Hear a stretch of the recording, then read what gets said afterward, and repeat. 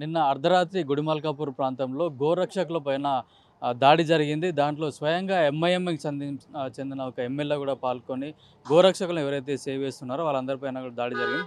దానిపై మనతో మాట్లాడడానికి మాజీ కార్పొరేటర్ బంగారు ప్రకాశ్ ఉన్నారు. అన్న చెప్పండి, నిన్న రాత్రి ఏం జరిగింది సార్? చాలా పెద్ద గొడవ జరిగిందా సార్?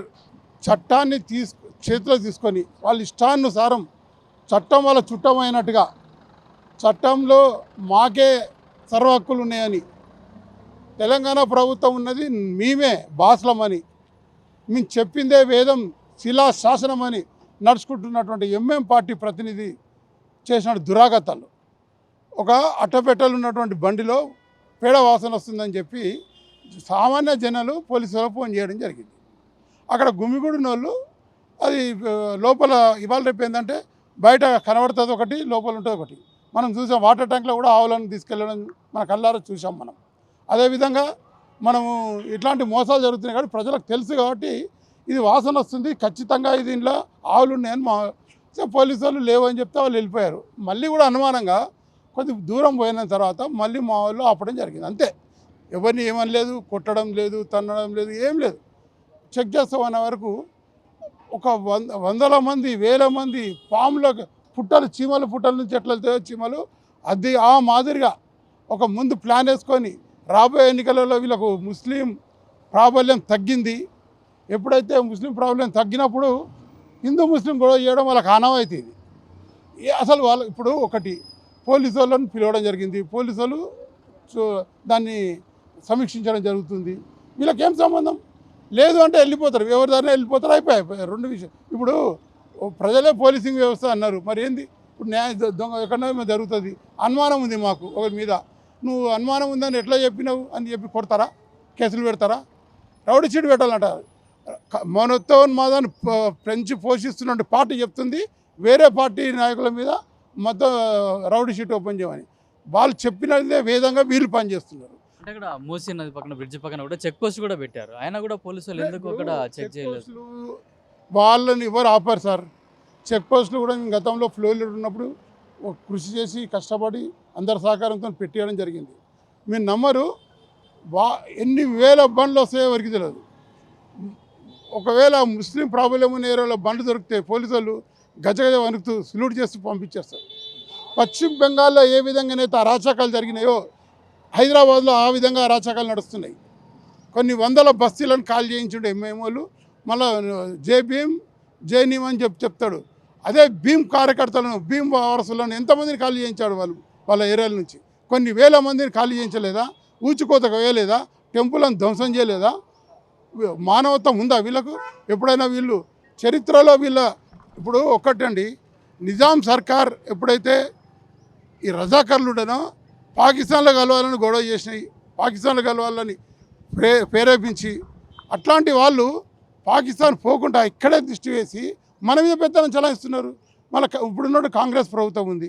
కాంగ్రెస్ ప్రభుత్వం ఏముంటుందంటే మా ముస్లిం అంటే కాంగ్రెస్ రేవంత్ ఉద్దీన్, నాకు రేవంత్ ఉద్దీన్ ఉంటే చాలా గొప్ప పేరు, అనండి అంటున్నాడు. అంటే ఏమన్నా కొద్ది గొప్ప ఉందా?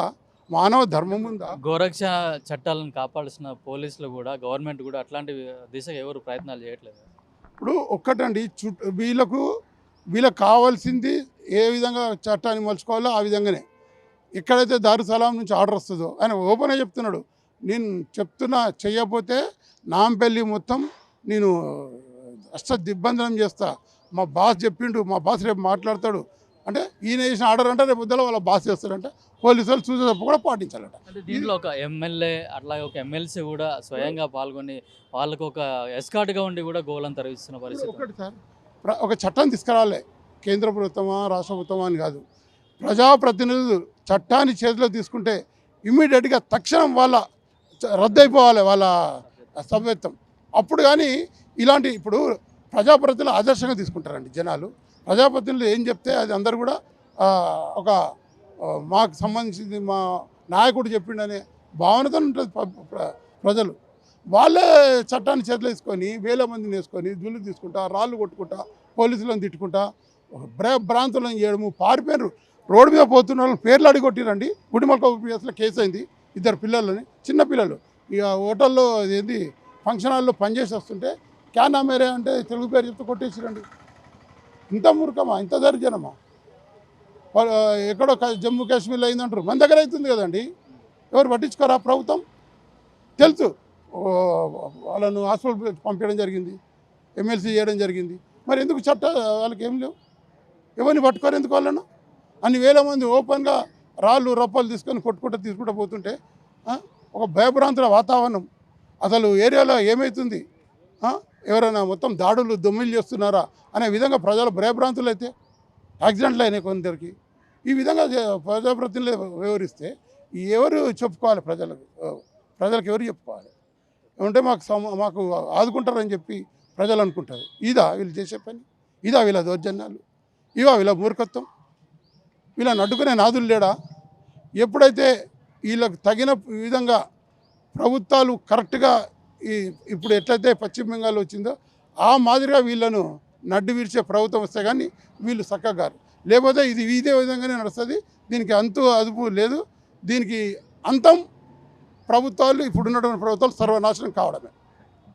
ధన్యవాదాలు. అయితే నిన్న రాత్రి జరిగిన సంఘటనలలో స్వయంగా ఒక పార్టీకి చెందిన ప్రజాప్రతినిధులు పాల్గొనడం చాలా దారుణం అని చెప్తున్నారు. ఎవరైతే గోరక్షకులు ఉన్నారో వాళ్ళపైనే దాడులు చేస్తూ వాళ్ళపైన ఉల్టా కేసులు కూడా పెడుతున్నారని చెప్తున్నారు.